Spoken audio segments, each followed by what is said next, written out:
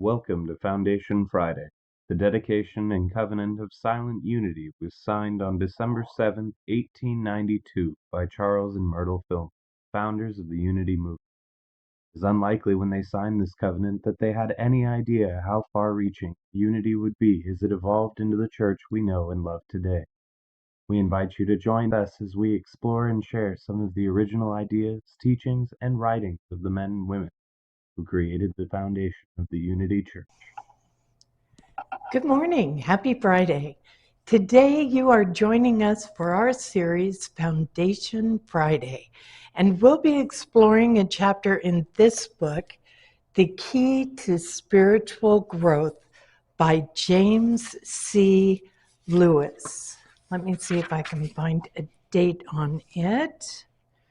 It was written in 1985.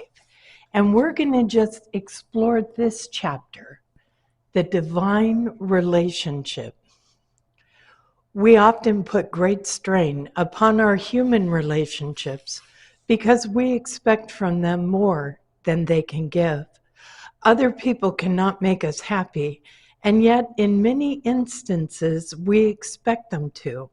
We expect certain behavior from them. We may want them to give up habits that we do not like. We may want them to think the way that we do, especially in religious terms. We also may expect more from our environment and work than they can give. Our work may not give us the satisfaction we would like to have, the satisfaction that can come only when we serve without conditions and are doing what we want, Spirit is urging us to do. When we seek to cultivate a divine relationship with God, we can avoid the frustration of trying to get others to do what we want them to do, to live in the way we want them to live. The divine relationship is conscious oneness with God. It is living life from this high point of view. It is sometimes referred to as a kingdom, for in this state of consciousness, one is and has the authority of a king, power, mastery, and dominion. Jesus had this and was seeking to teach us how to obtain, develop, or let happen the same state in us.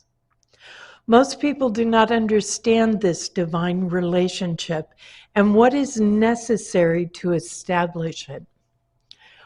We are only now, after almost 2,000 years since the time of Jesus, beginning to realize more fully some of the great things he had to say. When an individual comes into this close relationship with the divine presence within consciousness, marvelous things begin to happen. The most marvelous are the things that begin to happen within the person in developing peace of mind, happiness in spite of conditions and relationships, and a great sense of security. The relationship cannot be sought for the material things that will also be brought forth. Yet many do seek to establish some type of superficial relationship in order to get these things. But this relationship is really not a relationship. It's a bribe. Jesus said we should seek the divine relationship first, and when that is established, even to a small degree, the material things that we need in this life will be added. In fact, they will be drawn to us without the human effort we think is necessary. This does not mean that we do nothing. It only means that in many instances we are trying to do too much. Many are seeking the secret technique that will produce health, wealth, or success, and in doing so, are often doing too much. All that energy should be put into developing consciousness, For it is in consciousness that draws to us our outer good. It is consciousness of oneness with God in which we trust Him to provide for all of our needs and to guide and direct us. As I have said, when one is conscious of his or her divine relationship, that person has peace and security. That person may still have some growth to experience, but will not be afraid to grow. Describing the peace and security one will experience is almost impossible to do in human terms. Security is a feeling and a knowing that we will be taken care of no matter what is going on in the world around us. In other words, our security is not dependent upon the economic condition of the world. When the Hebrews escaped from bondage in Egypt, God provided for their needs in the wilderness. Moses had the faith and the trust that God was leading them to freedom and that He would take care of them. Their immature faith was not as strong as his. There were times when they were ready to go back to Egypt. They thought they would starve in the wilderness. The manna is the unlimited substance of God, and it is omnipresent and ever available. Security comes in knowing this and trusting God to manifest what is needed when it is needed. I found that chapter to be lovely and so very valuable for today.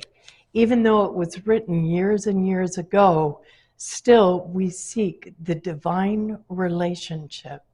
And through that, we gain our security and all good. Thank you so much for joining us today for Foundation Friday.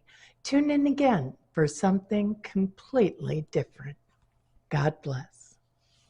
Thank you for joining us, and let's stay connected and grow in spirit. We are on Facebook. Search for Unity Church of El Cajon and follow us and like our posts. You can reach us on YouTube at Unity Church of El Cajon. Please subscribe to our channel, watch our videos, and leave comments which can help us improve. We are on the web at unityofelcajon.org. Email or call our church office to receive our weekly newsletters, which lists all of our activities and opportunities to learn and grow together.